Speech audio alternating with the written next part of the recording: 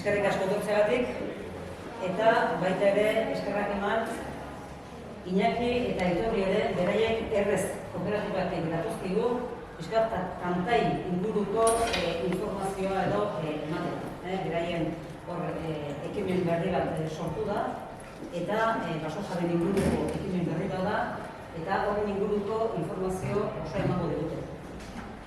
Azkideak inguruare, kooperatiba txiki bat gara, eta 2018an geroztik, hiru aradazten ditzeko lan, baina desde baso gaitza aholkularitza neurtu, landaketak kualifikatu, kudaketa planak eta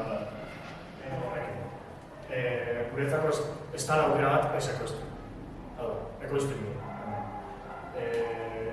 Ezin dugu pretendido hemen edukitzea baso autoktono, eder, perfecto batzuk eta urakarri tropikotatik edozein modutan eta baso horrek zuntzitzen.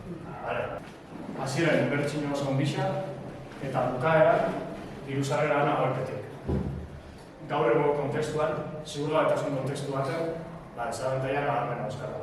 Uste dugu eta ikusten gara. Horren aurrean, planteatzen duguna, eta ez guk bakarrik, eta akademiak edo ikerketan mailan osabentzen da bidean jente gehixenak, planteatzen duguna da, ekoiztuen eredu aldaketa bat.